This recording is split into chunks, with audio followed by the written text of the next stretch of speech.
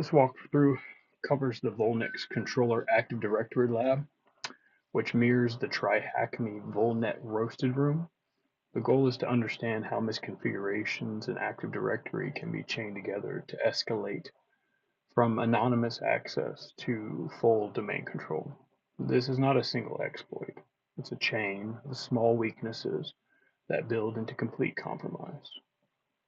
Active Directory attacks rely on enumeration, trust abuse, and misconfigurations, not necessarily exploits.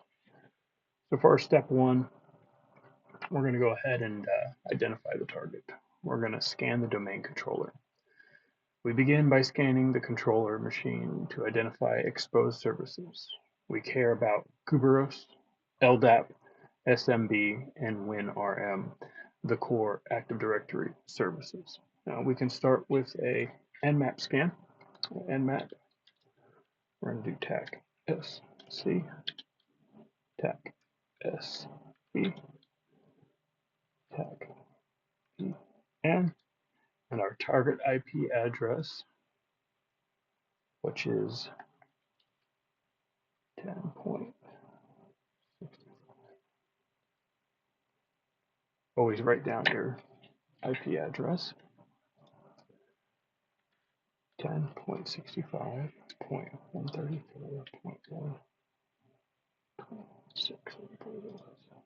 That's correct. I'm going to press enter, let it do its scan. It's going to take a little bit because it's going through all the ports to determine what's open. The TAC PN is what we use to primarily Nmap scan for Windows machines. All right, the scan is finally finished. And we see that we do have the LDAP and Kuberos, and we have the SMB. So our next step is to list the SMB shares anonymously.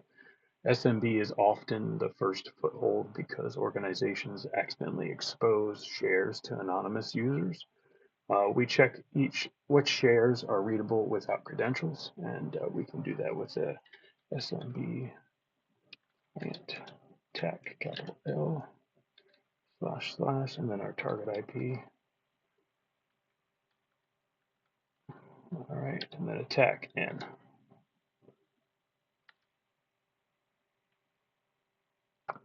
Anonymous SMB access is a misconfiguration that leaks internal information. We open any readable shares and pull down files for offline review. These files often contain usernames or internal naming conventions.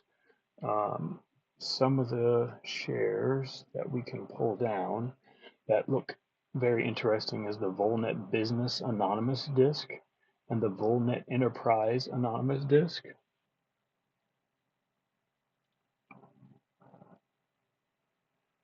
All right, now that we've got the correct spelling, let's continue the business share. Remember, SMB share names are case sensitive and character exact. Even one letter off can give you a bad status, which I got here. So let's go ahead and put in the correct totals now.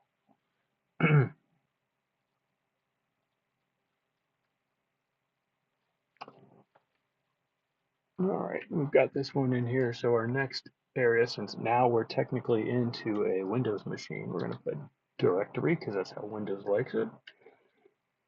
And we're going to see what we have here in a list of possible commands. We've got the business manager text, the business sections text, and the business tracking text. So what we're going to do is we're going to get all of these and download them to our actual machine. Anything that looks like a text file, a document, or a script is worth pulling down. I'm not looking for passwords yet, kind of just names. Names become usernames, and then usernames become Kuberos targets. So let's go ahead and get these files, get txt,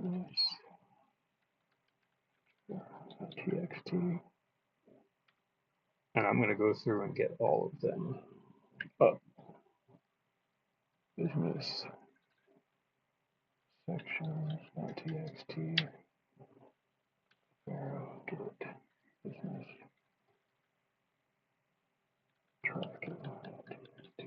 right, now that we've got all of those, we're going to go ahead and exit. This brings us back to our regular shell, and we will cat into these files that we have now saved. And as you can see, we get some names. We got an Alex White Hat and a phone number, it looks like. Maybe some dead ends. A lot of fluff in there.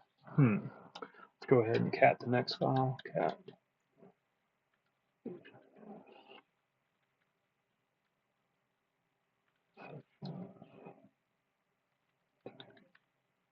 Here's the next one. Jack Goldenhand. What a name.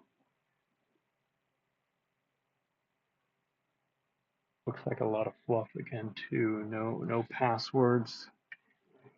Mostly just names. Alright, let's go ahead and get the next file.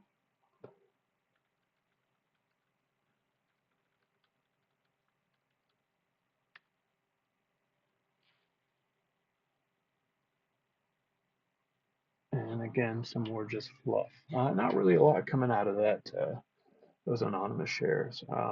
Once we've collected a few names from the anonymous shares, we try to build a clean username list. This list is important because Kerberos tools require real usernames, not guesses. The more accurate our list is. All right, so the next command is, since we found a dead end here with this one, is we're going to enumerate the other SMB share. So let's see what that other SMB share was again. We're going to SMB client tag L, our target IP.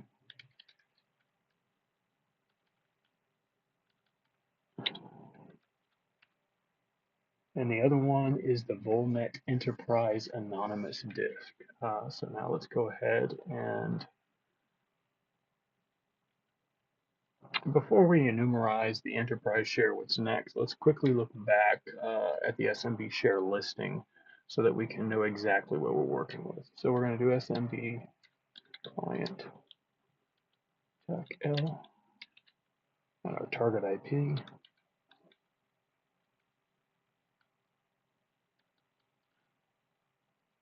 Tag N. We did it wrong. Let's do this. SMB client tag L and our target IP. Be careful when you do your target IP and make sure you put it in right.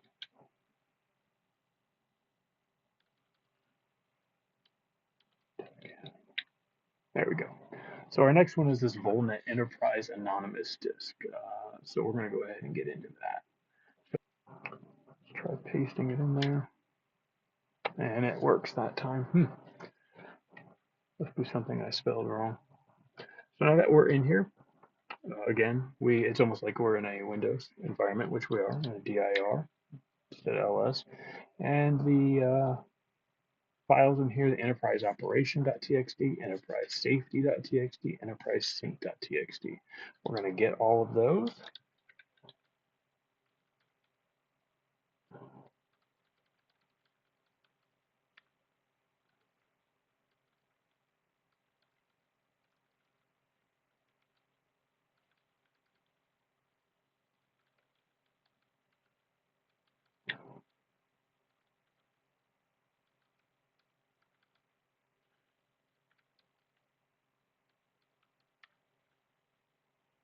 And now we're going to exit out of here onto our main terminal, and we're going to cat into those.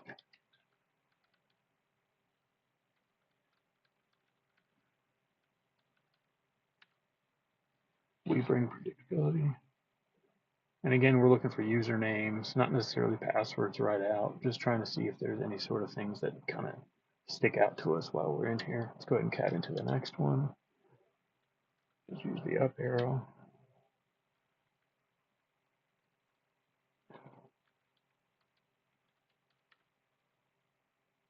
Now, when I first did this, that tighter than Alcatraz message in there. I was thinking that Alcatraz could be a password, but after a while of spending my time looking at it, and found out that it was indeed nothing.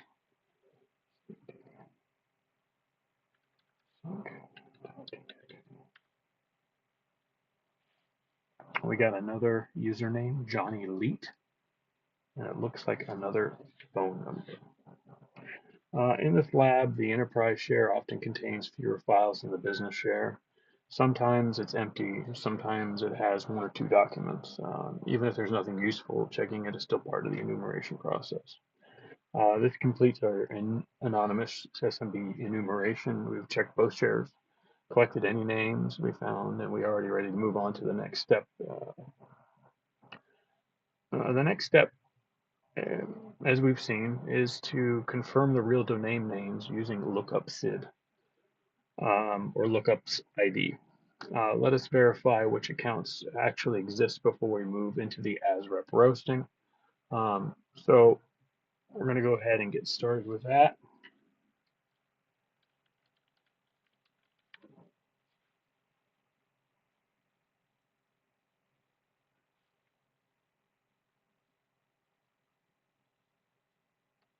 All right.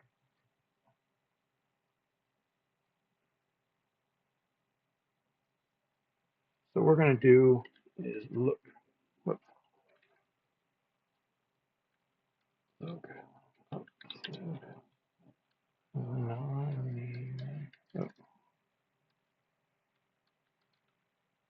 Oh, and then our target IP.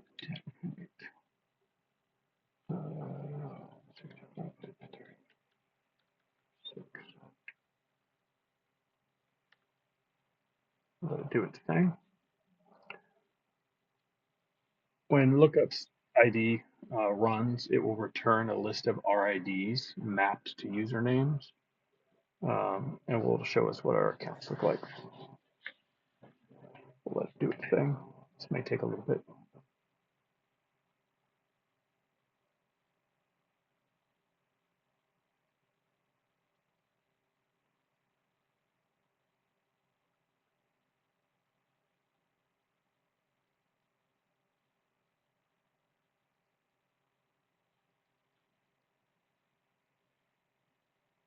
Our password is going to be enter.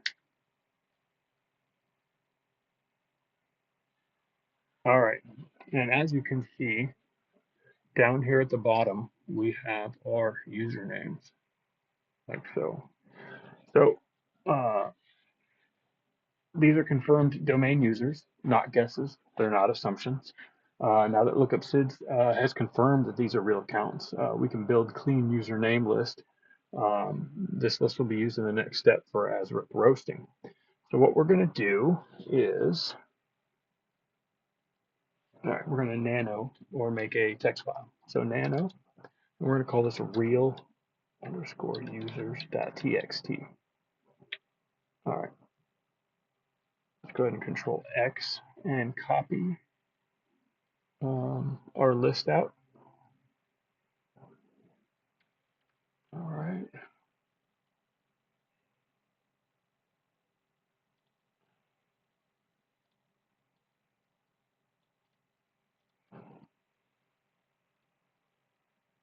And paste it inside. We're going to press Control O to write it out, Enter to save it, and Control X to get out of it. Now we can look at it by pressing cat real users.txt, and it shows us the usernames. This username list is now our input for the next step. So we can go ahead and start that next step. Now that we've built our validated username list, the next step exactly as shown in is ASREP roasting. This is where we can check whether any of these accounts have Kerberos pre-authentication disabled. In a normal Kerberos login, the domain controller requires pre-authentication, which means that the user has to prove they know their password before the server sends anything back.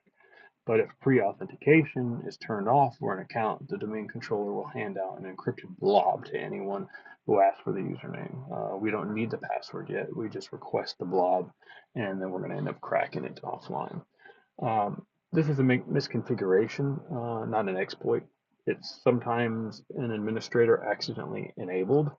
Even if the account has pre-authenticated disabled, that's enough to start the chain attack.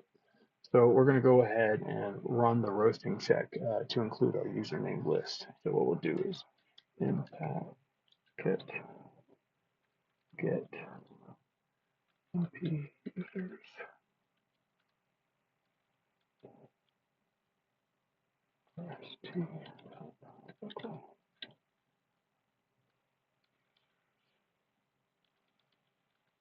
And then this is our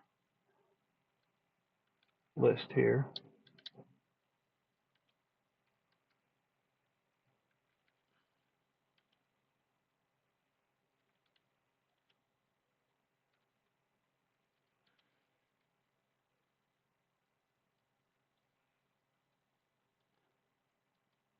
And then the last part is our Tiger IP 10.165.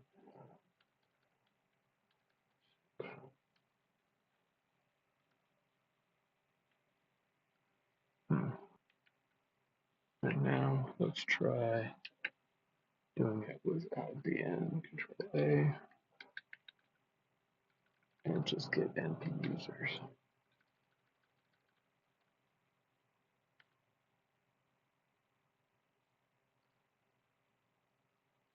All right. When this runs, I'm looking for any account that returns a long string starting with the this KB 5A repeat. That means the account is roastable. Pre-authentication is disabled. In this lab, the account that comes back roastable is going to be this tskid. That means tskid has pre-authentication turned off, which is a misconfiguration that should never be enabled on a real user account. Once we see the asrep hash for the tskid, we save it into a file so that we can crack it offline. This keeps everything safe and avoids hammering the domain controller with guesses. So what we're going to do now is copy it, starting with the $, all the way to the end. Copy. And then we're going to put this in another nano file. Nano tskid.hash. Go ahead and paste that in there. Should all be in there. We're going to press Control O to write it out, press Enter to save, and Control X. All right. Now we will use John the Ripper with the Rocky word list. This is a classic offline cracking workflow. No lockouts, no alerts, no interaction with the domain controller. So we're going to go ahead and do that now. John tskid, and this is our file. Word list.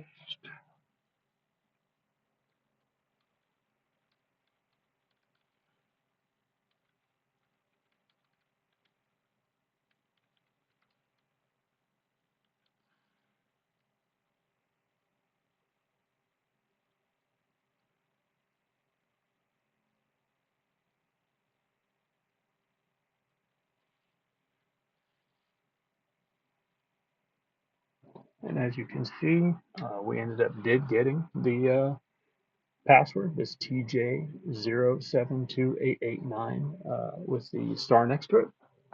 Now that we have the working domain credential, the next step in this is to revisit the SMB, specifically the net logon share, which was previously inaccessible.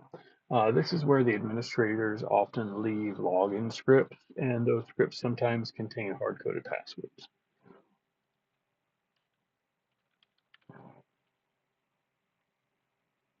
So let's go ahead and copy this password so that we have it.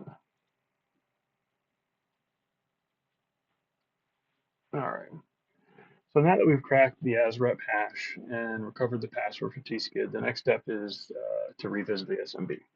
Earlier, we enumerated the anonymous shares. We didn't have any credentials. Now we do. This means that we can try to access shares that previously required authentication. Um, Net logon is used for the domain-wide login scripts, and administrators often store automation files there. Sometimes those scripts contain hard-coded credentials, which is a major misconfiguration. All right, so we need to find a script with more credentials. So we're going to SMB client.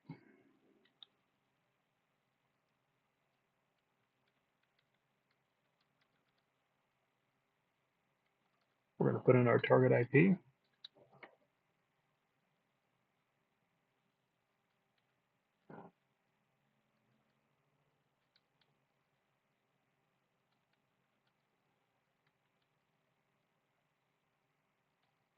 Net logon type U.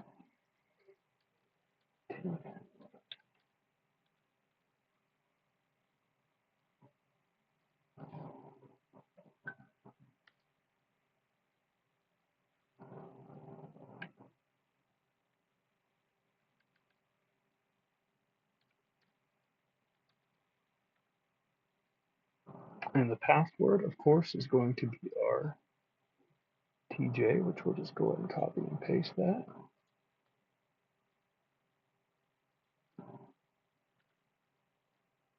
And now we're in. We're going to get reset.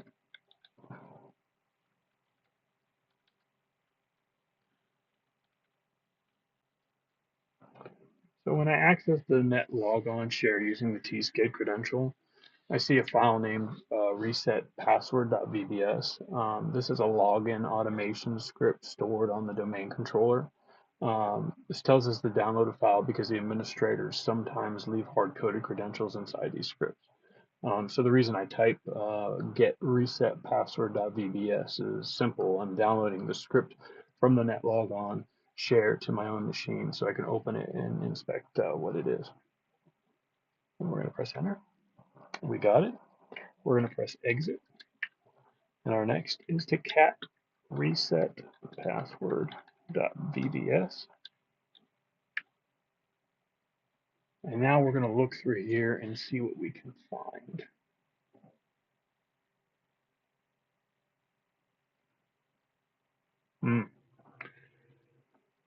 What stands out to me is this username here, a white hat, and it gives us another string password. So now we've got the credentials for that. So with this SMB client information, we can go ahead and SMB into this. All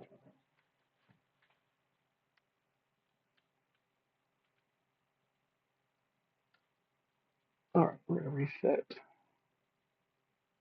and we're going to type in SMB.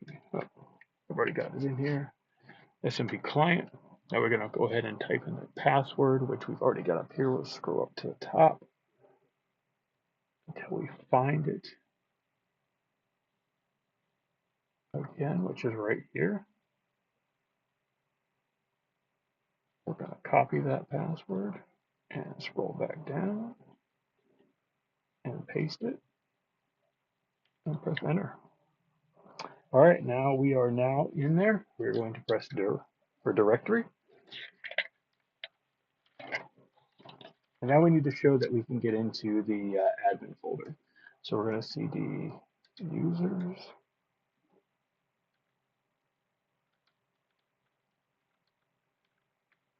All right, and then we're going to directory again. And then we're going to cd administrator. And we're also into the administrator. Next thing we're going to do is copy passwords straight from the server.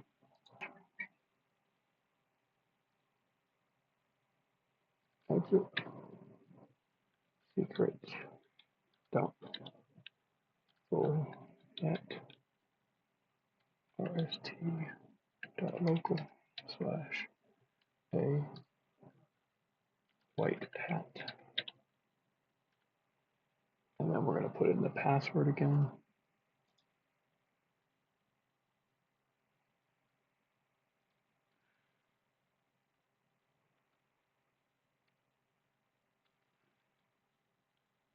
and then add the IP, which is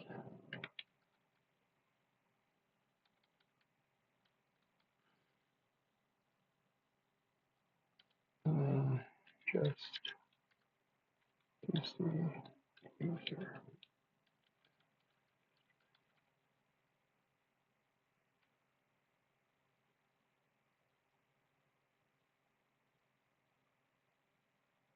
Let it think. All right, now it has given us another key, which we've got AES 256, HMAC shell, and then the DES administrator, which I believe we're going to use this one right here. So our next tool that we're going to do is the evil WinRM, in which we will use the NTLM hash. So that's going to go like so, evil WinRM TACI, our target IP,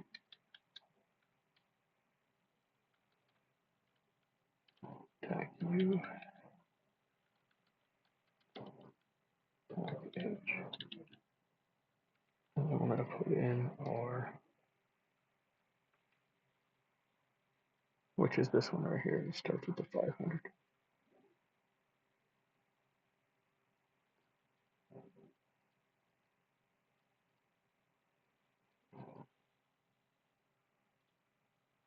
And we'll end up with one of those.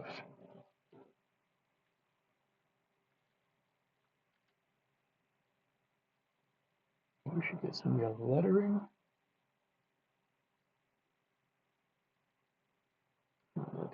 Oh, so what I did wrong was I should only be using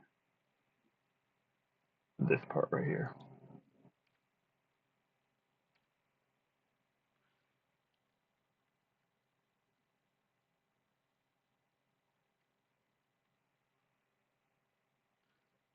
So let's try this again. Starting with the C.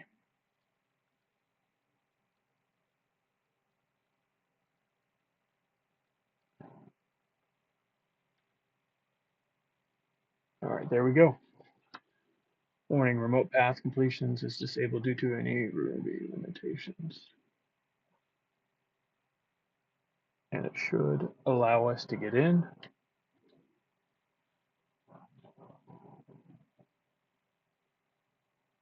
Let it think. Having the same problem when we were enumerating this in class, where it was not allowing us to get the terminal in order to press who am I.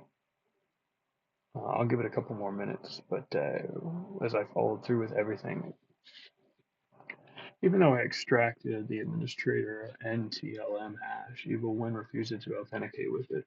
That's because the hash I obtain is a local SAM hash, not a domain credential. WinRM only accepts domain accounts, so the administrator hash cannot be used directly for remote login.